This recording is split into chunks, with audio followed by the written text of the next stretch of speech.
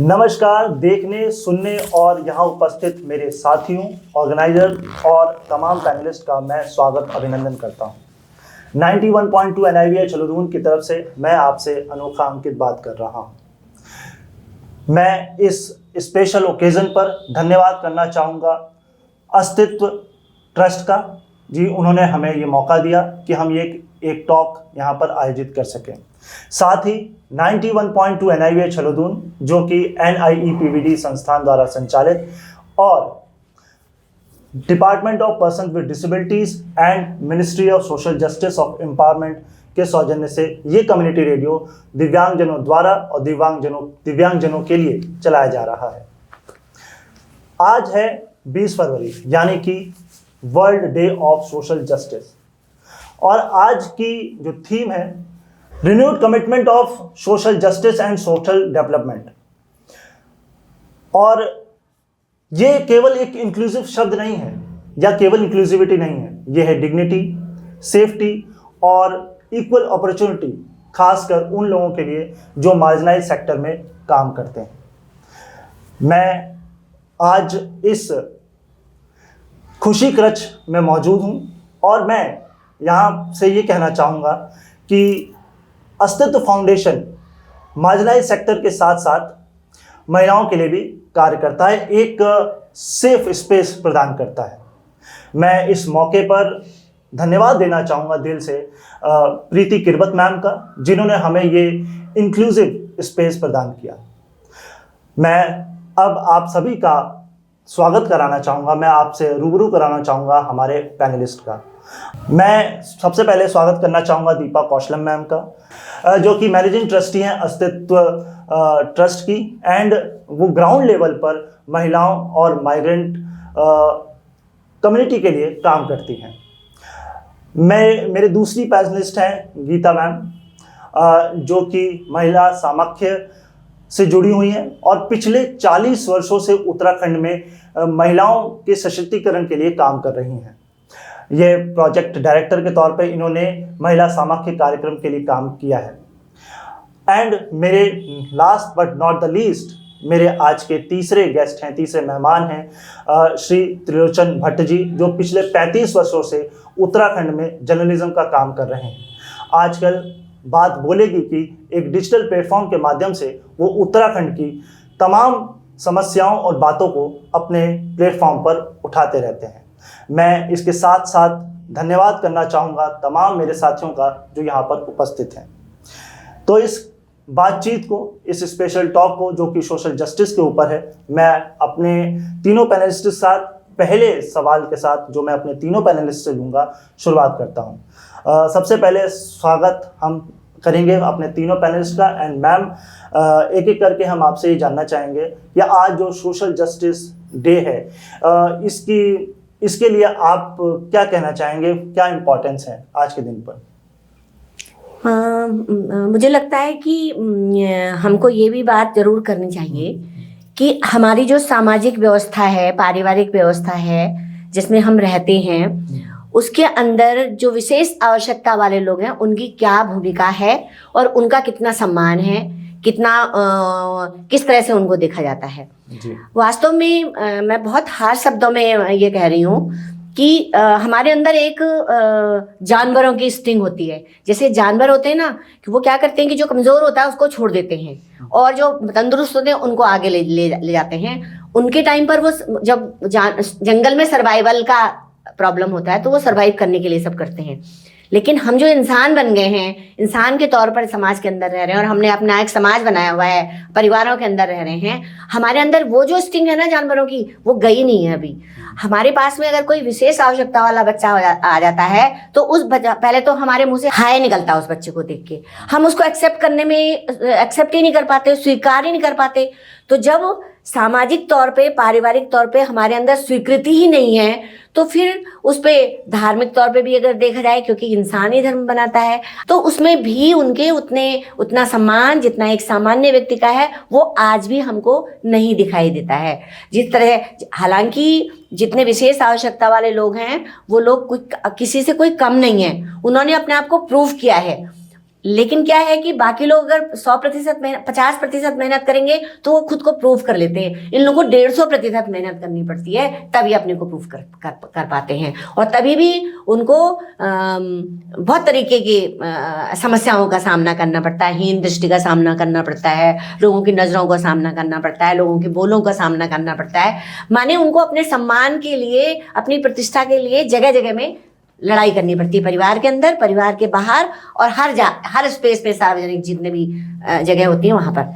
होना क्या चाहिए कि हमारे परिवारों के अंदर अगर कोई विशेष आवश्यकता वाले बच्चे पैदा हों तो हमारी जो मानसिकता है वो मानसिकता जैसे सामान्य तरीके से हम बच्चों का पालन पोषण करते हैं उसी तरीके का हाय हाय ना करके उस तरीके से हम उनका पालन पोषण करें। और हमारा जो बाकी व्यवस्थाएं हैं, चाहे वो कानूनी व्यवस्था है, उन कानूनी व्यवस्थाओं में उनको स्पेस मिलना चाहिए। उनके लिए पढ़ाई का स्पेस वो है, हम ये नहीं कह रहे हैं कि नहीं मिला है व्यवस्थाएं हैं, संस्थान हैं, इदारे बने हुए हैं, है ना, जो इंस्टीट्यूट जिसको हम कहते हैं वो सब बने हुए हैं। तो ऐसा नहीं है कि नहीं बने हुए हैं, लेकिन कितने लोगों की पहुंच है वहां तक, कितने लोग कर पाते हैं? क्या वास्तव में जैसे सामान्य जिंदगी हम जीते हैं, विशेष आवश्यकता वाले लोग भी सामान्य जिंदगी जी पाते हैं? क्या शादी की व्यवस्थाओं में जब हम जाना चाहते हैं, क्या हमको उतनी उस वैसे स्वीकृति मिलती है जैसे सामान्य व्यक्ति को मिलती है? तो ये जो पूरा सोशल जस्टिस का मामला है, ये मामला हमारे जो ढांचे हैं, हमारे समाज को चलाने वाले, परिवार को चलाने वाले और हमारी जिंदगियों को चलाने वाले, उन ढांचों के अंदर वो सोशल जस्टिस होना चाहिए। वहां पर मानसिक परिवर्तन होना चाहिए, वहां पर कंडीशनिंग होनी चाहिए, वहां पर जागरूकता होनी चाहिए, तब जाकर के हम विशेष आवश्यकता वाले बच्चों का स्वागत कर पाएंगे। जी त्रिलोचन सर। जी, दरअसल क्या है कि क्योंकि मैं संविधान का छात्र हूँ तो मैं थोड़ा संविधान की तरफ इस बातचीत को ले जाऊंगा।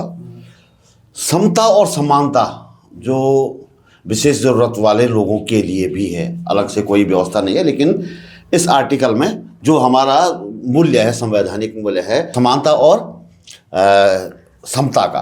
तो मैं एक पोस्टर लाया था, दरअसल आप लोग तो शायद नहीं देख पाएंगे, जो देख पाएंगे इसमें क्या है, ठीक है समानता तो आपने कर दी कि एक नौकरी है, सभी को जो है उसको पाने के समान अवसर हैं। डिस्प्ले कर उसको दिखा। हाँ, लेकिन सवाल ये है कि सब एक ही तरह के नहीं है ना। आपने एक ऊंचाई पे कोई चीज़ रखी है और सबको उस चीज़ को पाने की पूरी स्वतंत्रता है और वो उसका हक है। लेकिन सवाल ये है कि उनमें कुछ लंबे हैं, कुछ छोटे हैं, तो वो तो नहीं पहुंच पाएंगे ना। तो इसलिए यहाँ हम समता की बात करते हैं कि समता भी तो होनी चाहिए। हमारे यहाँ जो है कुछ रूल्स भी हैं, जैसे विशेष ज़रूरत वालों के लिए नौकरियों में आरक्षण की भी व्यवस्था है। लेकिन सवाल ये है कि अब जो कुछ देख रहे हैं कि जो तमाम सरकारी क्षेत्र में नौकरियाँ कम हो रही हैं, प्राइवेट सेक्टर में जा रही हैं, तो वहाँ तो वो नहीं हो पा रही है। तो इसकी तरफ थोड़ा ये चीज़ हो जाए तो ज़्यादा बेहतर रहेगा। एक मैं आपको एक पुराना उदाहरण, एक छोटी सी कहानी मैं बताना चाहूँगा। मैं फरीदाबाद में था, काफ़ी साल पहले की बात है। तो एक युवक था, वहाँ पैरों से वो चल नहीं पाता था, ट्राईसाइकिल पे चलता था और उसे क्रिकेट का बड़ा शौक था। और वहाँ पे एक स्टेडियम था, नाहर सिंह स्टेडियम है फरीदाबाद में। तो वहाँ कभी कभी कोई मैच होते थे, कभी टेस्ट मैच होते थे, तो इस तरह का कभी कभी बहुत बड़े ज़्यादा नहीं होते थे, लेकिन कभी कभी वहाँ उस नाहर सिंह स्टेडियम में होते थे। एक बार वो चला गया, लेकिन वहाँ रैंप नहीं थी और वो बेचारा बड़ा दुखी हो कि वहाँ से आया। लेकिन उस दिन उसने ठान ली, वो फिर एक ऑफिस गया कि रैंप कहाँ है, क्योंकि कानूनन जो है आप कोई भी सार्वजनिक बिल्डिंग बना रहे हैं, कोई सार्वजनिक निर्माण कर रहे हैं, वहाँ जो है रैंप होना और सबकी पहुँच होना ज़रूरी है। और उस लड़के ने बड़ा काम किया उस पर। और उसके बाद कई ऑफिसों में उस स्टेडियम में भी टेम्परेरी रैंप बनाए उन्होंने, लेकिन रैंप बनाए और बाकी तमाम जगहों पर भी इस तरह के काम हुए। तो कुल मिला के मैं ये कहना चाहूँगा कि केवल एक डे मनाने वाली बात नहीं होनी चाहिए, लगातार इस पे काम होना चाहिए। और जो असमानता, ये असमानता तो मैं भी अभी भी देख रहा हूँ है, तो ये असमानता दूर होनी चाहिए और समता और समानता की बात हर जगह होनी चाहिए। बराबर के अवसर दिए जाए। मैं ठीक ठाक आदमी हूँ, आप मेरी बराबरी उसमें नहीं कर सकते शारीरिक रूप से, तो आपको कुछ ज़्यादा तो वो मिलना चाहिए ना, कुछ ज़्यादा मौके मिलने चाहिए। तो इस तरह की व्यवस्था होनी चाहिए। कुल मिला के मैं ये कहना चाहूँगा। जी दीपा मैम। जी, मेरा भी लगभग कहना यही है कि जब संविधान का निर्माण हुआ तो हमारे जो संविधान निर्माता थे वो हमारे समाज की असमानताओं से पूरी तरह वाकिफ़ थे। उनको पता था कि समाज में इस तरह की असमानता है, जाति आधारित है, लिंग आधारित है, योग्यता आधारित है, तो उन्होंने इस तरह के प्रावधान रखे हैं। पॉलिसीज़ भी हैं, विभाग भी हैं, फंड्स भी हैं, लेकिन मुझे लगता है जो सबसे बड़ी ज़रूरत है वो है मानसिकता बदलने की, क्योंकि मानसिकता में हमारे अभी तक बदलाव नहीं आया है। हम जैसे दीदी ने बोला, गीता दीदी ने बोला कि अभी भी हम जिस तरह से लोगों को देखते हैं कि थोड़ा सा भी कोई अलग हमसे हुआ, मैं अभी विशेष आवश्यकता और विशेष योग्यता की तो बात ही नहीं कर रही हूँ, हमारे जो पैरामीटर्स हैं योग्यता के वो भी इतने ऊंचे हैं कि जिसमें सामान्य लोग भी संघर्ष करते हुए दिखाई देते हैं। तो हमें, जब हम इंक्लूसिविटी की बात करते हैं, समावेशीकरण की बात करते हैं, तो हमें इस दुनिया को, मतलब ऐसा हम लोग सब जो भी मूल्यों पे काम करते हैं, जो भी जेंडर पे काम करते हैं, जो भी सामाजिक परिवर्तन के लिए काम करते हैं, हम तो एक ऐसे दुनिया की कल्पना करते हैं जहाँ हर किसी के लिए जगह हो, हर किसी को उसकी योग्यता के साथ अयोग्यता के साथ स्वीकार किया जाए, और हमें अपने आप को वो बदलाव लाने की ज़रूरत है कि हम उनके साथ उनको असहाय महसूस ना करवाएं और खुद को सशक्त बार बार ना बताएं, बल्कि हम ऐसा माहौल बनाएं, ऐसा वातावरण बनाएं जिसमें वो लोग हमारे साथ अपने आप को शामिल महसूस करें। किसी अलग दुनिया की ज़रूरत नहीं है, इसी दुनिया को बेहतर बनाने की ज़रूरत है। और ये सोशल जस्टिस डे का मुझे लगता है कि ये तभी सार्थक हो पाएगा जब हम अपनी मानसिकताओं में बदलाव लाएंगे, जब हम ये सोचेंगे कि हम सब इसी दुनिया का हिस्सा है। प्रकृति ने कोई फ़र्क नहीं किया हवा देने में, सूरज ने कोई फ़र्क नहीं किया अपनी रोशनी देने में, तो हम इंसान क्यों फ़र्क करते हैं ये सारी चीज़ों में। तो ये हमें अपनी मानसिकताओं को बदलने की ज़रूरत है, और साथ ही ऐसे संवाद की बहुत ज़्यादा ज़रूरत है जिस संवाद को हम लोग कर रहे हैं। और मैं हमेशा मानती हूँ कि इस तरह के संवाद स्कूलों में होने बहुत ज़रूरी हैं, क्योंकि जब हमारी मानसिकता बन रही होती है, बच्चे का मानसिक निर्माण हो रहा होता है, उस निर्माण के दौर में अगर हम ये सब बातें, ये सब संवाद उन बच्चों के साथ करेंगे तो कहीं ना कहीं वो जो स्थायी परिवर्तन की हम अपेक्षा करते हैं कि लंबे समय तक उनके दिमाग में ये सारी चीज़ें रहें, वो ज़रूरी है। दूसरी तरफ मैं एक और चीज़ कहना चाहती हूँ कि जैसे आप लोगों ने एक प्रयास किया कि ये सिर्फ अपने, ये दोनों तरफा प्रयास होने ज़रूरी हैं। सिर्फ ऐसा नहीं कि हम लोग एक तरफ से प्रयास कर रहे हैं कि विशेष आवश्यकता वाले लोग हमारे साथ शामिल हों, विशेष आवश्यकता वाले लोगों का भी पूरा वो बनता है कि वो भी अपने आप को शामिल करने के लिए इंश्योर करें, वो भी दुनिया के बीच जाए और बोलें कि हमें स्वीकार करें, क्योंकि इस दुनिया में कुछ भी मांगने से नहीं मिला है। ये दुनिया में बहुत बार जो है संघर्ष करना पड़ा है, और जो थोड़ा सा भी असामान्य होता है उसके लिए संघर्ष ज़्यादा हो जाता है। सरकार प्रयास कर रही है, लेकिन सामाजिक स्तर पे हम जैसे संगठनों की भी भूमिका बढ़ जाती है कि हम लोगों में ये स्वीकार्यता बढ़ाएं और ससम्मान हर व्यक्ति को स्वीकार करें। बिल्कुल। मैं अपना पहला प्रश्न अब गीता मैम के साथ रखना चाहूँगा। मैम, महिलाओं को नेतृत्व में लाने के लिए या लीडरशिप के लिए बात करें तो किस तरह के मॉडल्स या पॉलिसीज़ की आवश्यकता है? देखिए, महिलाओं को लीडरशिप में लाने के लिए पहले तो कोई कॉन्सेप्ट ही नहीं थे, है ना। फिर धीरे धीरे कॉन्सेप्ट बने। तो सबसे ज़्यादा ज़रूरी जो है वो जो जेंडर समानता है ना, वो लिंग की जो असमानता है ना, वो सबसे ज़्यादा ज़रूरी है। जब हम महिला अभी हम विशेष आवश्यकता वालों की बात कर रहे थे कि हम स्त्री हो चाहे पुरुष हो, वो उनको अपने बराबर नहीं समझते, लेकिन समाज के अंदर स्त्री को पुरुषों के बराबर नहीं समझा था। हालांकि ये स्त्री और पुरुष के बीच की बात नहीं है, ये व्यवस्थाओं की बात है, जो स्थापित व्यवस्थाएं हैं, जो स्थापित किया गया, अवधारणाएं स्थापित की गई हैं व्यवस्थाओं के द्वारा, उनकी बात है। तो सबसे पहले तो लैंगिक समानता होनी चाहिए औरतों के लिए, औरतों को लीडरशिप में लाने के लिए, क्योंकि हम इस बात को स्वीकार ही नहीं कर पाते कि औरतें लीडरशिप में आएंगी। और अगर औरतें लीडरशिप में आती हैं तो हमको लगता है कि उनको घर के अंदर, मैं पंचायतों का उदाहरण, उत्तराखंड में हमारे यहाँ पंचायतों का 50% आरक्षण हुआ और 50% महिलाएं पंचायत राज में आईं। प्रधान 50% महिलाएं बनी, जो वार्ड मेंबर थी वो बनी, जो क्षेत्र पंचायत थी वो बनी, जो जिला पंचायत थी वो बनी, है ना। तो ये इस तरह से पंचायत में महिलाओं की बहुत अधिक भागीदारी हमको दिखाई देती है। लेकिन हम लोगों ने जो व्यवस्थागत कमियां थी ना, उनको ट्रेन करने की, क्योंकि उनको कभी हमने राजनीतिक तौर पे ट्रेन नहीं किया था कि किसी व्यवस्था के अंदर, किसी इंस्टीट्यूट के अंदर काम करने के लिए ट्रेन नहीं किया था। हमने उनको परिवार के अंदर काम करने के लिए ट्रेन किया था, है ना। समाज के अंदर व्यवस्थाएं बनाने के लिए ट्रेन किया था, तो उसमें तो वो पारंगत हो गई, है ना। लेकिन हमने जब इस तरह के जो प्रशासनिक व्यवस्थाएं हैं उनके लिए हमें कभी हमारे परिवारों में, हमारे समाज के अंदर व्यवस्थाएं ही नहीं थी। तो जब हम अचानक से महिलाओं को हम लेकर के आए तो हमारी जो व्यवस्थाएं थी जिनको करना चाहिए था वो उतनी व्यवस्थागत प्रक्रियाएं नहीं कर पाई। उनको ट्रेनिंग करना, उनको लाना, उनके लिए सेफ से सबसे बड़ी सेफ स्पेस की भी तो बात होती ना। महिलाओं को हम परिवार में ही सेफ स्पेस नहीं दे पाते हैं तो समाज में कहाँ है। तो पंचायतों में अगर आ रही हैं महिलाएं तो उनको एक ऐसा स्पेस की आवश्यकता होती है जहाँ पर वो सुरक्षित महसूस करें, उनके परिवार वाले भी उनको सुरक्षित महसूस करें। तो वो नहीं करा हमने। उनको ट्रेनिंग देने की उस तरह की व्यवस्थाएं, हालांकि बाद में ये सब हुआ और अभी पंचायत राज व्यवस्थाओं में बहुत सारी ट्रेनिंग होने लगी हैं, महिलाओं को स्पेशल ट्रेनिंग होने लगी है और बहुत सारी महिलाएं पंचायतों में आई और आज बहुत सारी महिलाएं लीडरशिप में हैं। लेकिन उसके बावजूद जो हमारी कंडीशनिंग है ना कि महिलाओं की लीडरशिप को, चाहे वो कोई भी लीडरशिप हो, चाहे वो क्षेत्र पंचायत की हो, चाहे पंचायत की हो, चाहे वो घर की लीडरशिप हो, हमने, क्योंकि घरों के अंदर हमने महिलाओं को लीडरशिप नहीं दी, घर के अंदर परिवार में तो दी व्यवस्था चलाने के लिए, लेकिन उस लीडरशिप को हमने, जो परिवार का जो व्यवस्थागत पितृसत्तात्मक ढांचा है वो ढांचा बाहर स्वीकार नहीं करता। तो ऐसे ही वो लीडरशिप हमने दी, उनको ट्रेन करा और परिवार भी, क्योंकि सुरक्षित माहौल नहीं दे पाए हम, तो परिवार भी उनको उनकी सुरक्षा की चिंता करते हैं। तो महिलाओं के अंदर लीडरशिप नहीं आई ऐसा मैं बिल्कुल नहीं कहूँगी। महिलाएं खूब लीडरशिप में आई हैं।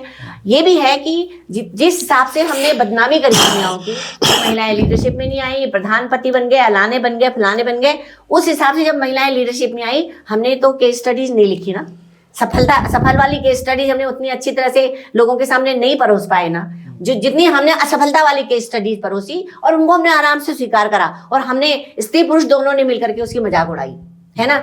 उस तरह से सफल केस स्टडीज हम लोगों के बीच में नहीं ला पाए और हम स्त्री पुरुष दोनों मिलकर के उसको अप्रिशिएट करना चाहिए, वो नहीं कर पाए। तो महिलाओं के लिए इस बात में कोई शक नहीं है कि पिछले कई सालों से महिलाओं को लोगों को लीडरशिप में लाने के लिए बहुत सारे व्यवस्थागत अंतर हुए हैं, मानसिक चाहे कानून बने हैं उनको लीडरशिप लाने के लिए, तो थोड़ा डर तो होता है ना कानून का, लेकिन जो मेंटल कंडीशनिंग है हमारी वो अभी तक उस तरह से हम स्वीकार नहीं कर पाते हैं और हम उनको देते भी नहीं है लीडरशिप। माने हम लीडरशिप में रखना तो चाहते हैं मगर पीछे से हम चाहते हैं कि थोड़ा सा जो है हम उनको सपोर्ट करें, है ना। तो ये महिलाओं की लीडरशिप की स्थिति है। ऐसा नहीं है कि महिलाएं लीडरशिप में नहीं आई, खूब महिलाएं लीडरशिप में आई हैं, खूब लीडरशिप में आई हैं। बदनामियां भी खूब हुई, ऐसा नहीं है, क्योंकि जब महिलाएं घर से बाहर निकलेंगी तो बदनामियां तो साथ ही चलेंगी ना। जब घर के अंदर ही बदनामियां थी तो बाहर तो चलती हैं। तो दोनों चीजें हैं और ये हमको भुगतना होगा। जी मैं अगला प्रश्न त्रिलोचन सर से रखना चाहूँगा। आप डिजिटल स्पेस में काम भी कर रहे हैं, तो जब हम बात करते हैं सोशल जस्टिस की या जेंडर इक्वालिटी की, तो ग्राउंड लेवल पर जब हम रिपोर्टिंग करने जाते हैं तो हम किस तरह के एथिकल चैलेंजेस देखते हैं, किस तरह की परेशानियां देखते हैं? तो सोशल मीडिया की बात कर रहे हैं आप? जी या ग्राउंड रिपोर्टिंग? ग्राउंड रिपोर्टिंग में तो ये है कि जैसे विशेष ज़रूरत वाले लोग हैं वहाँ तो नहीं हैं, बिल्कुल नहीं दिखते हैं, मैंने कम से कम आज तक नहीं देखे। तो ये तो एक कमी है। जबकि आप इतने बढ़िया तरीके से वो कर रहे हैं, अच्छी तरह से कर सकते हैं, लेकिन थोड़ा उनको वही समता और समानता वाली बात है ना। आपने समानता तो दे दी लेकिन समता भी तो होनी चाहिए ना। आज की डेट में तो खैर हर एक जो है मीडिया का एक जो हमारे पास ये मोबाइल है, तो हर कोई पत्रकार है, हर कोई मीडिया पर्सन है, हर कोई कर सकता है। लेकिन विशेष ज़रूरत वालों को वहाँ भी जो है, अब भीड़ में, अब जैसे कोई भीड़ है वहाँ जो है एक सामान्य रिपोर्टर है, एक माना कि कोई आप जैसा आ गया, कोई अंकित जी आ गए, लेकिन आपको तो कितनी दिक्कत होगी वहाँ। लेकिन वहाँ भी तो वो व्यवस्था होनी चाहिए ना। हर जगह जहाँ भीड़ वाली इस तरह की चीज़ें होती हैं वहाँ भी इस तरह की कोई व्यवस्था तो होनी चाहिए कि कोई विशेष ज़रूरत वाला आदमी भी उस चीज़ को कवर कर सके। भाई एक विशेष ज़रूरत वाला व्यक्ति जो है मीडिया पर्सन क्यों नहीं हो सकता, वो रिपोर्टिंग क्यों नहीं कर सकता, फील्ड रिपोर्टिंग क्यों नहीं कर सकता? ये बात कहीं आज तक नहीं उठी, आज पहली बार, मैं तो पहली बार सुन रहा हूँ। अब मैं दीपा मैम की तरफ आना चाहूँगा। एंड मैम मैं आपसे जानना चाहता हूँ कि जो हमारा अस्तित्व NGO है, इसका कोई ऐसा एग्जाम्पल जिसका आपने ग्राउंड लेवल पर एक इम्पैक्ट देखा हो, उसके बारे में बताएं। देखिए अंकित, ये जो अभी आप खुशी क्रैश में बैठे हुए हैं ये अपने आप में इम्पैक्ट ही है, क्योंकि हम एक समय पे जब कोविड हुआ तो कोविड के बाद हमने ये पूरा बंद कर दिया था सेटअप। क्योंकि सामान्य लोगों की एक्सेस नहीं थी, स्कूल बंद थे, जितने भी आउटरीच एक्टिविटीज़ थी वो सब बंद थी।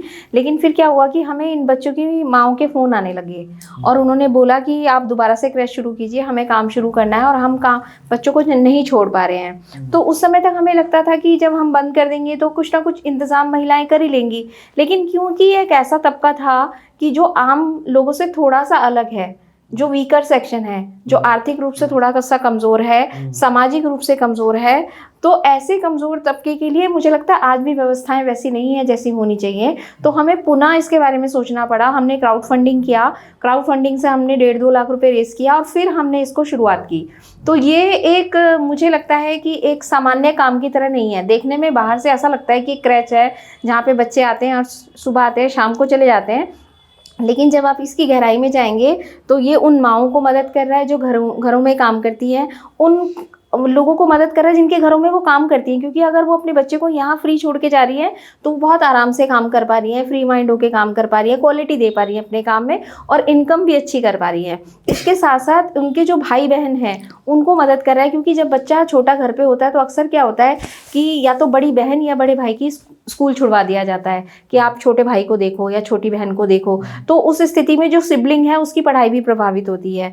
तीसरी बात है कि माता पिता का, अगर घर में दूसरा बच्चा नहीं है तो माता पिता को कहीं ना कहीं कॉम्प्रोमाइज़ करना पड़ता है, कम समय काम करना पड़ता है, कम आय में काम करना पड़ता है। तो कहीं ना कहीं हमारा जो पूरा क्रैच का कॉन्सेप्ट था वो यही था कि मार्जिनलाइज सेक्शन के लोगों को, बच्चों को एक जगह हो, सेफ स्पेसेस की जैसे हम बात कर रहे हैं, ऐसा सेफ स्पेस हो जहाँ पे वो बिल्कुल स्वतंत्र होकर अपने बच्चों को छोड़ के जाए। उन्हें ये आश्वासन रहे कि मैं जहाँ अपना बच्चा छोड़ के जा रही हूँ वहाँ मेरा बच्चा सुरक्षित रहेगा और वो निश्चिंत होकर अपना काम कर सके और अपने जीवन को बेहतर कर सके।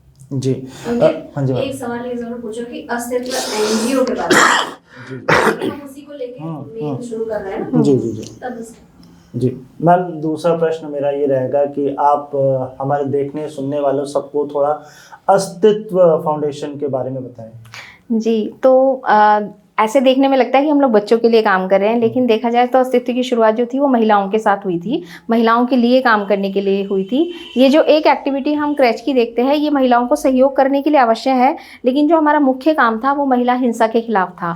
और हमने बहुत सारे जेंडर बेस्ड वायलेंस के केसेस एक लंबा समय देखे, उन्हें कोर्ट में इंटरवेंशन करवाए, महिलाओं को सहयोग किया। उसमें से कुछ लोग तो आज भी हमारे साथ जुड़े हुए हैं जिनसे आप बाद में बात कर सकते हैं, उनसे जान सकते हैं कि कैसे 17 साल के लंबे प्रयासों ने उनके जीवन को बदला है।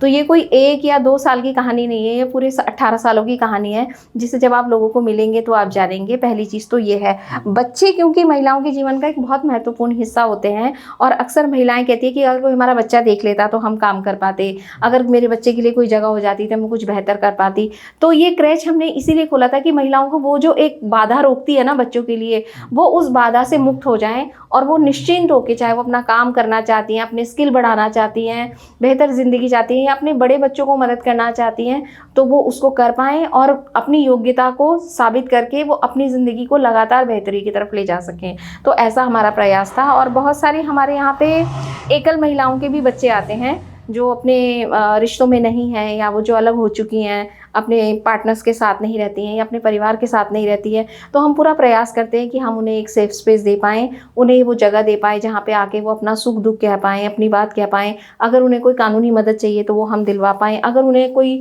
इस तरह का कोई योजना से जोड़ा जा सकता है तो वो हम करवा पाएँ। तो ये एक बहुत ही क्रमबद्ध तरीके से किए जाने वाला काम है जिसमें हम कई साल एक व्यक्ति पर इन्वेस्ट करते हैं। जी मैं गीता मैम की तरफ चलूँगा। मैम, आपने महिला सामर्थ्य के साथ काम किया, तो इसका आपने क्या इम्पैक्ट ग्राउंड लेवल पर देखा? देखिए, ये तो ग्रामीण महिलाओं के लिए था, वंचित समूह की महिलाओं के लिए था पूरा काम। तो मुख्य काम तो महिला समाख्या जेंडर बेस्ड था, शिक्षा के द्वारा समानता, है ना। तो शिक्षा के द्वारा, शिक्षा उनका काम था। शिक्षा मतलब उनको लिखाई पढ़ाई की तरफ 2 तरह की शिक्षाएं होती हैं। एक तो की होती है जीवन कौशल शिक्षा, है ना, कि आप आपके अंदर जो लीडरशिप है वो कैसे डेवलप हो सकती है, आपके अंदर अपने अपने अस्तित्व को लेकर के जो खुद को स्थापित करने के लिए जो है आपके हक अधिकार, आप कैसे बात कर सकते हो, गांव के हक अधिकारों पर कैसे बात कर सकते हो, समाज के अंदर लोगों से कैसे बात कर सकते हो। एक तो ये मतलब जितने भी सरकार द्वारा बनाए गए ढांचे हैं, जो ढांचे हमको सहयोग करने के लिए बने हैं, उन ढांचों से हम पूछ सकते हैं कि भाई हमारे लिए क्या स्कीम है, हमारे लिए क्या है और हम उसको कैसे एक्सेस कर सकते हैं। एक तो ये शिक्षा होती है जो खासतौर पे लिखाई पढ़ाई से कुछ जिसका संबंध नहीं होता है, वो माउथ टू माउथ होती है, मुंह से हम बात करते हैं, मीटिंग वर्कशॉप इन सब चीज़ों में। और एक होती है लिखाई पढ़ाई वाली जो जिसको हम साक्षरता कहते हैं। तो दोनों तरीके के काम महिला समाख्या ने किए। लीडरशिप भी डेवलप करी, गांव के अंदर संगठन भी बनाए, उन संगठनों को जीवन कौशल, जिस तरह का जीवन कौशल की वृद्धि करने की हमने बात करी वो भी करा, और शिक्षा जो साक्षरता था उससे भी जोड़ा। मुझे लगता है कि हम लोगों ने जो उत्तराखंड का जो अपना महिला समाख्या बना वो 2004 में बना। महिला समाख्या पहले से था यहाँ, लेकिन उत्तराखंड राज्य के बाद में 2004 से मैं डायरेक्टर बनी उसमें। तो 2004 से लेकर के यार 2016 में जब हमने बंद किया तो कम से कम 22 हजार महिलाओं को हमने 5वीं की, 8वीं की, 10वीं की और 11वीं की, और लड़कियों को महिला शिक्षण केंद्र हमारे चलते थे जिसमें लड़कियां पढ़ती थी। ऐसी लड़कियां जो स्कूलों में जाना जिनका नसीब नहीं था, जिनको सुविधाएं उपलब्ध नहीं थी, नहीं जा पाती थी, है ना, उनको उनके घर वाले नहीं भेजते थे, बड़ी हो गई थी, उम्र से बड़ी हो गई थी, शिक्षा जो हमारी औपचारिक शिक्षा है उस व्यवस्था में उनके लिए उतनी जगह नहीं थी। तो ऐसे लोगों को हमने ओपन स्कूल से करवाया और ये इस तरह से हमारे अचीवमेंट रहे। और क्या हुआ कि जैसे ही हम लोगों ने, होता क्या है कि जब आप लीडरशिप डेवलप करते हो तो लीडरशिप डेवलप करने के बाद में आपको चैनलाइज करनी पड़ती है चीज़ें। तो हमारे पास में उतना टाइम नहीं था कि हम उसको चैनलाइज, जो जीवन कौशल वृद्धि हमने उनके अंदर करवाई उसको हम एक चैनल दे सके, है ना। वो भी एक काम था कि महासंघों के द्वारा उसको चैनलाइज करना, लेकिन तब तक कार्यक्रम खत्म हो गया। और फिर वो जो संगठन बनाए थे और जो महासंघ और जो फेडरेशन बने थे, फेडरेट किया था महिलाओं को, वो सब धीरे धीरे बिखर गए। ऐसा नहीं है कि महिलाएं अब नहीं है, अभी भी हैं गाँव में, अभी भी अपने हक अधिकार के लिए बात करती हैं, अभी भी उनके लिए कोई स्कीम आती है और उनको नहीं मिलती तो वो लड़ाई करने को तैयार हो जाती हैं। अभी भी आप गांव के अंदर जाइए और अगर सबसे वोकल कहीं पर महिलाएं हैं, कहीं पर कोई ऐसी दिक्कत हो गई, घास, लकड़ी, पानी की, किसी उसकी सरकारी योजनाओं को एक्सेस करने की, सबसे मुखर वही दिखती हैं। हर कोई कहता है राजनीतिक और राजनीति, हाँ, और पंचायतों में अधिकांश महिलाएं आई महिला समाख्या से निकल करके। तो महिला समाख्या का तो अपना दोनों तरीके के अचीवमेंट है, माने वो मुख्य धारा से भी जुड़ी, प्लस जो जेंडर गैप था उसके लिए भी उन्होंने एक समझदारी उनके अंदर बनी। और हम ये नहीं कहते कि जेंडर गैप खत्म हो गया उसके बाद, हम ये बिल्कुल नहीं कह सकते, क्योंकि उसको खत्म होने में, उसको बनने में अगर सैकड़ों साल लगे होंगे तो खत्म होने में भी सैकड़ों साल लगेंगे। लेकिन वो जेंडर गैप था, जिस गैप के अंदर जिसको वो झेलती थी,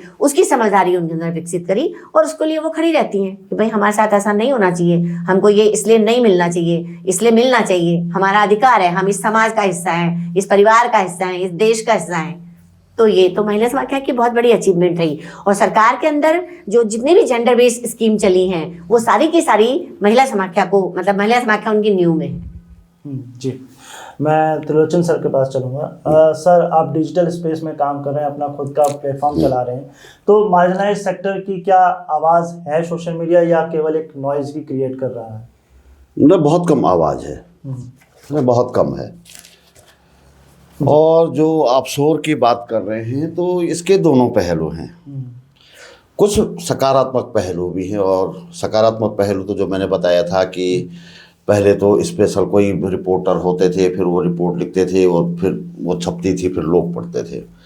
अब जो ये सोशल मीडिया प्लेटफार्म है, इसमें एक तो हर किसी की अभिव्यक्ति है, हर कोई अपनी बात कह सकता है एक, और दूसरा इसके सबसे बड़ा जो सकारात्मक पहलू है वो ये है कि दो तरफा संवाद है। आप चैनल पे जाइए, किसी टीवी चैनल पे या रेडियो पे जाइए या फिर अखबारों में जाइए, एक तरफा होता है, उन्होंने बोल दिया वो सबको स्वीकार हो या आपको ना हो, स्वीकार करना पड़ता है, मानना पड़ता है। लेकिन यहाँ दोनों तरफ से है, मैंने कोई सूचना दी, आप उससे सहमत नहीं, आप तुरंत वहाँ कमेंट कर सकते हो कि नहीं ये सूचना गलत है, लेकिन वहाँ ये नहीं है। ये इसका एक सकारात्मक पहलू है। लेकिन इसके साथ लोगों ने इसका कुछ दुरुपयोग भी लगातार हो रहा है। अब जब मैं देखता हूँ कि तमाम गाली गलौज की भाषा उसमें लिखी जाती है, ये एक तरह से नकारात्मक पहलू भी इसका है। तो दोनों तरह की बातें हैं इसमें, शोर भी है ही है, और प्लस उस शोर के साथ इसके कुछ सकारात्मक पहलू भी जुड़े हुए हैं।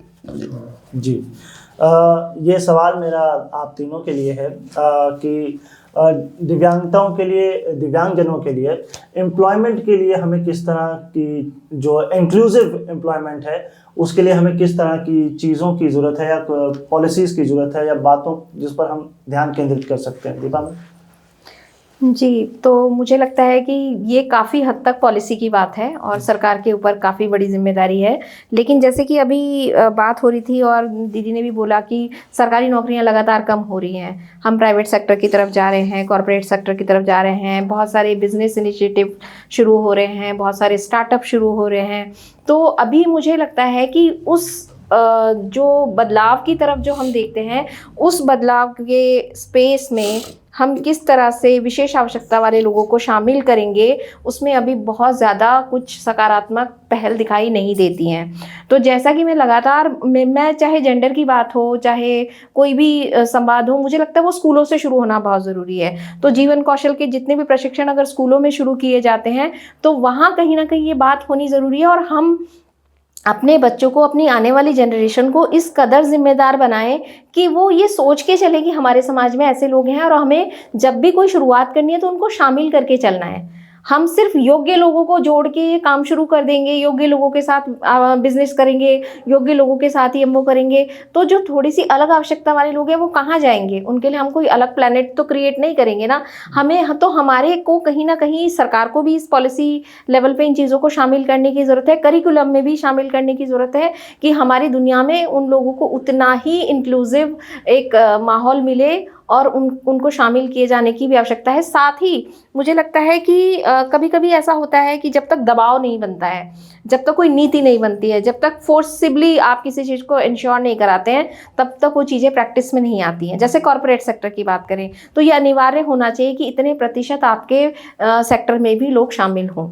जैसे कि अब हम जेंडर बैरियर्स की भी बात कर रहे हैं, हम कह रहे हैं ट्रांसजेंडर्स भी आ रहे हैं, वो पढ़ भी रहे हैं, उनको नौकरियां भी मिल रही हैं। इसी तरह से विशेष आवश्यकता वाले लोगों को भी कॉर्पोरेट सेक्टर में, प्राइवेट सेक्टर में, बिजनेस इनिशिएटिव में स्पेस होना चाहिए, और बहुत सारी संस्थाएं ऐसा कर रही हैं। अगर मैं बात करूं, पीपल साइंस इंस्टीट्यूट करके एक संस्थान है, मैं वहाँ देखती हूँ कि लतिका राय फाउंडेशन से कुछ ट्रेन किए हुए लोग जो रहते हैं, जिनको उन्होंने लगातार प्रशिक्षण दिए रहते हैं, उसमें से हमारे यहाँ एक लड़का है प्रियांक, उसको उन्होंने अकाउंट्स में वो शामिल किया है, अकाउंट स्ट्रीम में शामिल किया है। एक और व्यक्ति है वो एडमिनिस्ट्रेटिव उसमें शामिल हुए हैं। तो ये बेसिकली सोच की बात है कि अगर हम उस सोच के साथ चलेंगे तो ऐसा कुछ भी असंभव नहीं है कि नहीं किया जा सकता है। लेकिन दोनों तरफा ये प्रयास होने ज़रूरी हैं। स्वयं उन लोगों के द्वारा भी क्लेम करना ज़रूरी है कि हमें ये हक मिलना चाहिए, हमें शामिल किया जाना चाहिए। सरकारी स्तर पे भी ये प्रयास होने चाहिए, एनफोर्सिबली मतलब उनको करवाना चाहिए कि भाई आप कीजिए, इसको शामिल कीजिए, और नीतिगत व्यवस्थाएं भी होनी चाहिए। जी त्रिलोचन सर, आप? अभी भी हमारे यहाँ जो है दिव्यांगों के प्रति जो है ना, या तो बहुत सहानुभूति का वो है जैसे दीदी बता रही थी, और या बिल्कुल उपेक्षा का भाव है, और उनको कहीं ना कहीं जो है उनकी दिव्यांगता को जो है उनकी किसी आदत से बड़ी आसानी से जोड़ दिया जाता है। ये बड़ी हमारे साथ दिक्कत है, अवधारणाएं। हाँ, तो कोई भी काम उन्होंने कुछ कर लिया तो सीधे उनकी दिव्यांगता से जोड़ देंगे उसे कि ऐसे लोग कहाँ अच्छे होते हैं, इस तरह का। एक उदाहरण दूंगा मैं आपको। हमारे साथ एक जो है रिटायर्ड प्रोफेसर हैं, गणित पढ़ाते थे, मेरे समझ से आंध्र प्रदेश में थे। तो मेंटली थोड़ा सा वो जो है वो दवाइयाँ खाते हैं। तो एक बार उनका किसी से झगड़ा हो गया और गर्मा गर्मी हो गई। तो उनके साथ जो दूसरे थे उन्होंने हमें किस रूप में बताया, अरे यार वो तो अब उनका दिमागी ऐसा, दवाई खाते हैं बेचारे, इसलिए जो है इसलिए ऐसा कर बैठे, जबकि उसका इससे कोई लेना देना नहीं था।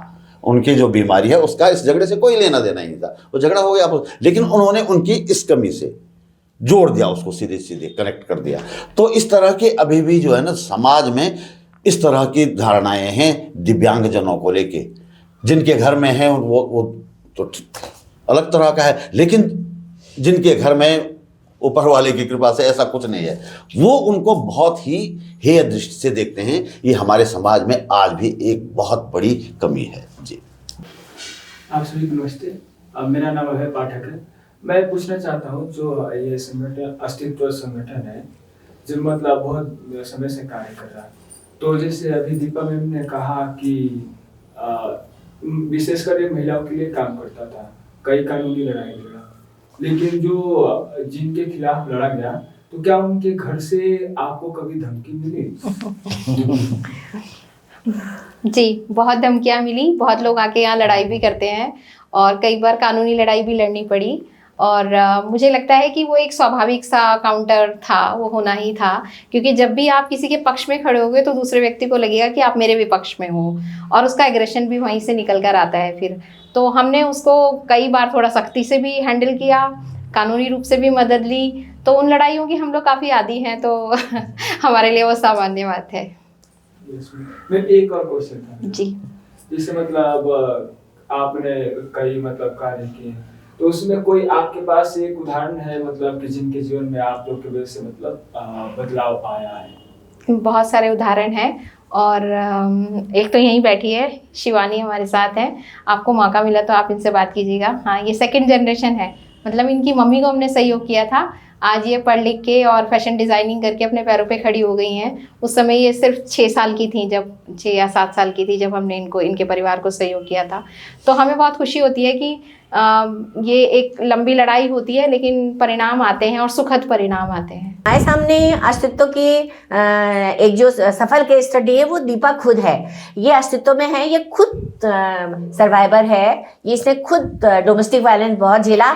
इसने तो यहाँ तक झेला कि इसका पति इसके साथ रहता था और इसको तलाक दे दिया, और इसको पता ही नहीं कि मेरे को तलाक दे दिया। उसने एक्स पार्टी फैसला करवा लिया, और जब बाद में इन दोनों के बीच में कुछ दिक्कत हुई तो पता चला कि पति ने तो कहा कि मैंने तुझे तलाक दे रखा है। जब थाने में पूछा तो उसने कहा कि ये तो मेरी लिव इन में रहती है, तलाक तो मैंने कब का दे दिया, अब तो मैं इसके साथ लिव इन में रहता हूँ। तो ये तो खुद सर्वाइवर है, खुद सर्वाइव करके यहाँ तक पहुंची है। दीपा मैम, जैसे बताया मैम ने, तो कितना मुश्किल है इस जर्नी को एक आप के लिए याद करना भी एक मुश्किल है, लेकिन फिर भी हमारे सुनने वालों के लिए आप बताइए कितना संघर्ष है, कितना डिफिकल्ट है इसे ओवरकम कर पाना। मुझे लगता है मुश्किल था, डेफिनेटली मुश्किल था, क्योंकि जब अपना संघर्ष चल रहा होता है, आप खुद डूब रहे होते हैं, तो आप दूसरों को बचाने के लिए कैसे सोच पाते हैं। लेकिन जब आप डूब रहे होते हैं ना, तभी आपको डूबने वालों के दर्द समझ में भी आते हैं। तो मुझे तो लगता है कि जैसे हम अभी शिवानी से बात कर रहे थे, शिवानी की मम्मी सरोजनी नाम है उनका, ऐसी महिलाएं मेरी ताकत थी। जब वो मेरे साथ आके खड़ी होती थी, मेरा परिवार मेरे साथ नहीं खड़ा होता था, मेरे साथ वो संघर्षशील महिलाएं खड़ी होती थी जो कहती थी दीदी हम चलेंगे आपके साथ, कहाँ जाना है, थाने जाना है, चौकी जाना है, हम चलेंगे आपके साथ। और जहाँ मेरे परिवार ने मेरा साथ छोड़ा, वहाँ वो महिलाएं मेरे साथ खड़ी रही। तो कहीं ना कहीं उनके साथ ने मुझे ताकत दी, और हमने ये संकल्प लिया कि हम संयुक्त लड़ाई लड़ेंगे। तो मैं अपनी भी लड़ाई लड़ती रही और साथ साथ में उन महिलाओं के साथ भी खड़ी रही, और वे महिलाएं भी अपनी भी लड़ाई लड़ती रही और साथ में मेरे साथ भी खड़ी रही। तो ये संयुक्त संघर्ष हुआ, तो मुझे लगता है आसान भी हुआ और साथ भी मिला। हम लोगों ने बहुत सारे त्यौहार साथ मनाए, बहुत सारी खुशियाँ साथ मनाई, बहुत बार गले मिल के रोए भी, और क्योंकि साथ थे तो मुझे लगता है उसने साथ ने मजबूती दी हमें, और आज हम इतने सालों से कहीं ना कहीं किसी न किसी तरीके से कनेक्टेड हैं। तो अच्छा लगता है, मतलब ये सब चीज़ें। बिल्कुल। सबसे पहले मैं आपको नमस्ते, और मेरा नाम हार्दिक गौरव। मेरा सवाल ये है कि आपने कहा कि आप उन महिलाओं के लिए कार्य करती है जो महिला आत्मनिर्भर बनना चाहती है, लेकिन किसी कारणवश फैमिली का सपोर्ट नहीं है, या मतलब उनके बच्चों को संभालने वाला कोई नहीं है। तो मेरा क्वेश्चन ये है मैम कि जो बच्चे होते हैं, कई बार क्या होता है कि जैसे बच्चे होते हैं, तो सभी के बच्चे तो ऐसा नहीं होते ना कि सपोर्टेड हो। कुछ बच्चे ऐसे होते हैं कि वो केवल अपनों के पास ही रहना पसंद करते हैं। तो उन बच्चों को आप कैसे डील करते? उसका जवाब तो अनीता दीदी दे सकती हैं। ऐसे आते हैं जो डेली होते हैं, तो उनको अलग बिठाना पड़ता है, फिर उस तरह से उनसे बातें करनी पड़ती है। कई बार बच्चा क्या होता है कि घर से ही चिड़चिड़ापन करके आता है, जैसे माहौल वो घर में देखता है उस तरह से उसे प्यार नहीं मिलता, हम उस तरह से यहाँ पे उनको प्यार देते हैं या कोई ऐसी चीज देते हैं जिससे उसका मन रुझान उस तरफ हो जाता है। तो बच्चे इस तरह से हमारे पास से डील होते हैं। कई बच्चे ऐसे भी आए हमारे पास कि आज की डेट में मतलब जब वो शुरुआती दौर पे आए तो उनकी हमें भाषा समझ में ही नहीं आई, वो किस तरह से रहते हैं घर में, कैसे खाना खाते हैं। तो जब उन्होंने यहाँ का माहौल देखा, यहाँ की दीदियों का स्वभाव देखा, सभी बच्चों का प्यार उनके साथ मिला, घुल मिल के भी यहाँ पे आज बहुत अच्छी तरह से रहने भी लगे। कई बच्चे हमारे पास ऐसे जिनको बोलने की दिक्कत होती है, तो आज मतलब वो कुछ भी बोलते हैं तो हम एकदम समझ जाते हैं उनकी भाषा। तो यहाँ का जो बच्चों का माहौल उनको मिलता है और हम दीदियों का सहयोग उन बच्चों के साथ में रहता है, तो ये एकदम से मतलब बहुत अच्छी तरह से यहाँ पे बच्चों को एक सुरक्षा मिलती है, एक बहुत अच्छा माहौल मिलता है। शारीरिक, मानसिक और भौतिक विकास उनका यही से होता है। मेरा नाम माजिद तौसीफ है और जैसे अभी पूरे कन्वर्सेशन में एक जो अंडर प्रिविलेज कम्युनिटी है उनके इंक्लूजन की बात है, तो उसमें ना तो समाज में लोगों को अवेयरनेस होती है बहुत बार, ना उन खुद लोगों को खुद अवेयरनेस होती है कि उनके क्या राइट्स हैं। तो अस्तित्व फाउंडेशन की इस दिशा में क्या पहल रही है, क्योंकि दीपा मैम तो खुद एक सर्वाइवर रही है, तो किस तरीके से उनके आप समझा पाते हैं, क्योंकि कई बार समझाना बहुत मुश्किल हो जाता है लोगों को।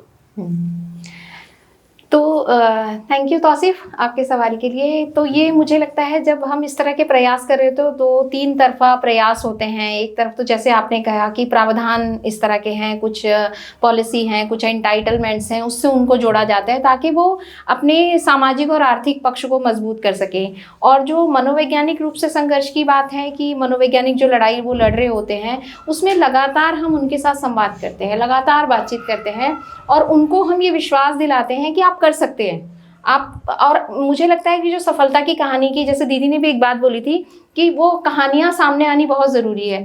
तो अब जैसे किसी सर्वाइवर को मुश्किल आ रही होती है तो कई बार हम दूसरे सर्वाइवर के साथ उसका इंटरेक्शन करवाते हैं कि आपकी क्या चुनौती रही, आपने कैसे इसको ओवरकम किया। तो वो दोनों एक दूसरे से सीखते हैं, मिलते हैं, जुलते हैं। तो हम लगातार मीटिंग्स करते थे, बातचीत करते थे, शेयरिंग करते थे।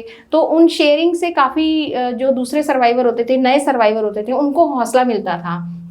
बहुत बार मैं अपना एग्जाम्पल देती थी, आजकल मैंने अपने एग्जाम्पल देने बंद किए हुए हैं क्योंकि मुझे लोगों को ऐसा ना लगे कि मैं खुद को प्रमोट कर रही हूँ, मेरा ऐसा कोई मकसद नहीं होता था। लेकिन फिर भी जब बहुत ज़्यादा कोई हताश हो जाता था तो मैं कहती थी कि देखो मैं भी तो हूँ, मैं भी तो निकली हूँ।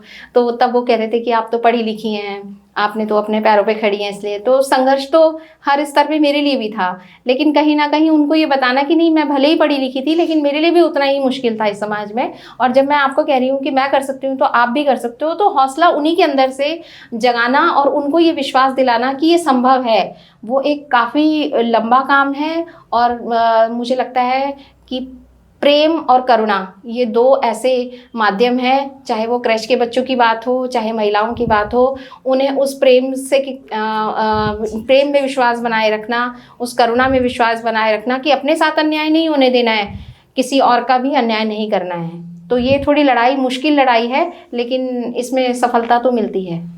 जो प्रश्न तौसीफ ने रखा उसी को मैं त्रिलोचन सर के साथ रखना चाहूँगा कि मीडिया से या पत्रकारिता से जो बातें होती हैं या मार्जिनलाइज सेक्टर के लिए जो लोगों को पता नहीं होती हैं बातें ना पॉलिसीज के बारे में, वो कैसे हम पहुंचा सकते हैं? अवेयरनेस के बारे में आप पूछ रहे हैं। दरअसल पत्रकारिता का एक मूल सिद्धांत ही जन जागरूकता है, अवेयरनेस है। और दिक्कत यह है कि आजकल वो सब हो नहीं पा रहा है। और इसीलिए मैंने जो है अखबारों की नौकरी छोड़ी हुई थी। 35 साल लगातार अखबारों में काम करने के बाद मैंने छोड़ी हुई थी। मुझे लगा कि वहाँ अब जो हम जनता के मुद्दों को लेकर जनता को जागृत करने के लिए या उनको उनके अधिकार बताने के लिए जो संविधान ने हमें अधिकार दिए हैं, वो बताने के लिए जिस पत्रकारिता का हमें उपयोग करना चाहिए, उसका स्कोप अब ख़त्म हो गया है। तो इसलिए मैंने अखबारों की नौकरी छोड़ दी थी पूरी तरह से। तो अब मेरा जो बात बोलेगी चैनल है उसके माध्यम से, या फिर मैं महीने में एक कार्यक्रम करता हूँ दून लाइब्रेरी में, खबर पात उस कार्यक्रम का नाम है। उसके माध्यम से मैं इसी तरह के मुद्दों को लेके, जो जनता के हक के मुद्दे हैं, और मुख्य रूप से जो खबर पात में तो जो है, इसमें अपने चैनल में तो मैं हफ्ते में 2 वीडियो कम से कम बनाता ही हूँ। और इसमें मुख्य रूप से कोई ना कोई जागरूकता वाली बात होती है, कोई ना कोई संवैधानिक अधिकार वाली बात होती है, कोई न कोई संवैधानिक मूल्य वाली बात होती है। हफ्ते में 2 मैं ऐसे वीडियो बनाता हूँ। प्लस ये जो कार्यक्रम मेरा होता है खबरपात, एक तरह से पत्रकारिता ही है वो। तो कोई हम एक मुद्दा ले लेते हैं, उस महीने, उस पर्टिकुलर महीने में कोई खास बड़ी घटना हुई हो, उसको संवैधानिक मूल्यों से जोड़ते हुए हम एक सब्जेक्ट लेते हैं।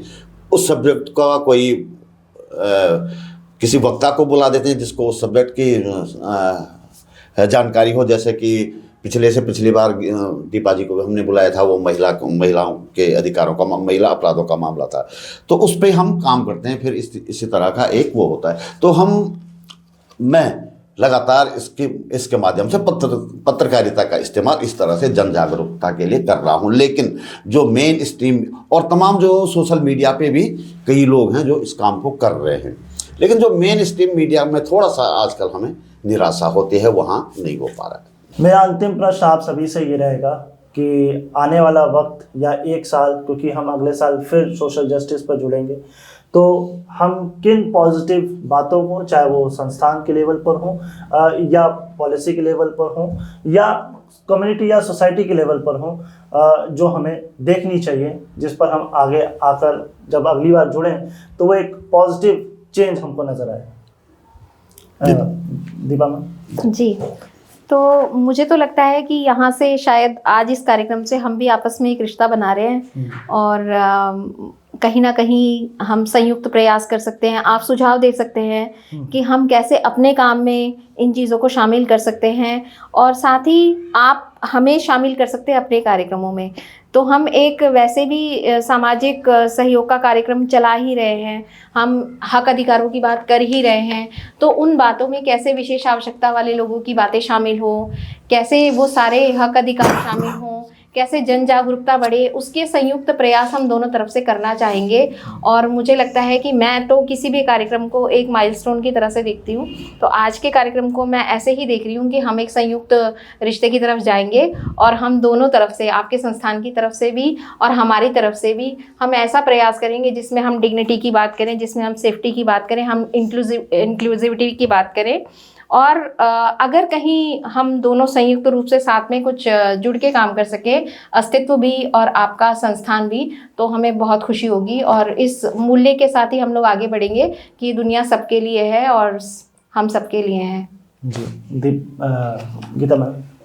हाँ, मैंने अधिकांश सब जब जो बातचीत करी उसमें बहुत सारे सुझाव थे जो किए जाने की आवश्यकता है विशेष आवश्यकता वाले लोगों के लिए। और मैं जो मुझे लगता है सबसे ज़्यादा तो मानसिक अवधारणाएं बदलने की ज़रूरत है, वो सबकी उसमें स्त्री पुरुष। क्या होता है कि जब हम विशेष आवश्यकता वालों की बात करते हैं तो उसमें क्या होता है, एक तो हम पैट्रियार्कल सोसाइटी में, पितृसत्तात्मक समाज में रहते हैं। पितृसत्तात्मक समाज में विशेष आवश्यकता वाले लोग भी रहते हैं। तो क्या होता है कि जो पितृसत्तात्मक समाज में भी जो उनका जो मेल है ना, जो मेल विशेष आवश्यकता वाले वर्ग है वो, और जो फीमेल विशेष आवश्यकता वाले, उसमें भी अंतर होता है। उनके बीच में भी बहुत सारी अवधारणाएं होती हैं। ऐसा नहीं है कि विशेष आवश्यकता वाले चाहे मेल हो चाहे फीमेल हो एक जैसे होते हैं, नहीं, उनमें भी एक जैसापन नहीं होता। वहाँ पर भी जेंडर गैप होता है, वहाँ पर भी असमानताएं आती हैं, वहाँ पर भी अवधारणाएं अलग अलग तरीके, क्योंकि अंततः तो हम सबका जो विकास है वो इसी सामाजिक अवधारणा, इनके अंदर ऐसा तो है नहीं कि तुम बिल्कुल अलग, विशेष आवश्यकता वाले बच्चे बिल्कुल अलग हो जाते हैं। तो उनका मानसिक विकास भी इसी समाज के अंदर होता है ना, तो उनके अंदर भी उस तरह की अवधारणाएं पनप जाती हैं। तो मुझे लगता है कि जब संयुक्त रूप से सोशल जस्टिस के नाम पे जब हम ये वाली बात कर रहे हैं और मुझे लगता है पहल कर रहे हैं, तो सबसे अच्छा ये है कि जो इंस्टीट्यूट है, जिस इंस्टीट्यूट के द्वारा यहाँ पर ये बातचीत की जा रही है, इसकी जो कम्युनिटी रेडियो है उसके द्वारा ये बातचीत की जा रही है, वहाँ पर इस तरह की बातचीत होनी बहुत ज़रूरी है। बार बार स्टूडेंट के साथ में जेंडर की भी बातचीत होनी ज़रूरी है, अवधारणाओं की बातचीत भी होनी ज़रूरी है, मगर ये एक तरफा बातचीत होगी। माने हम विशेष आवश्यकता वाले बच्चों के साथ ही विशेष आवश्यकताओं की बात कर रहे हैं, बाकी समाज को भाई वास्तव में बात तो होनी चाहिए बाकी समाज के साथ में। क्योंकि आपने जो जगह बनानी है, जो विशेष आवश्यकता वाले जो लोग हैं उन्होंने जगह बनानी है बाकी समाज के साथ में। तो बाकी समाज को हम कैसे जोड़ सकते हैं सोशल जस्टिस वाले पूरे मुद्दे से। तो इसी नोट पर मैं इस पैनल डिस्कशन को समाप्त करूंगा और हम उम्मीद करेंगे जब हम अगली बार मिलेंगे तो हम एक नए टॉपिक्स पर और इन जिन बातों पर हमने जो बातें की हैं, विचार किए हैं, इस पर कुछ ना कुछ सकारात्मक ज़रूर हमारे पास ज़रूर आएगा। आपके पास अगर कोई सवाल हैं तो आप भी अपने सवाल हमें हमारे चैनल के माध्यम से छोड़ सकते हैं। आप के लिए कमेंट बॉक्स खुला हुआ है, लाइक कमेंट शेयर ज़रूर करिएगा, सब्सक्राइब करिएगा। एंड मैं ये उम्मीद करता हूँ कि हम अगली बार कुछ पॉजिटिव नोट्स के साथ ज़रूर मिलेंगे। तब तक के लिए नमस्कार।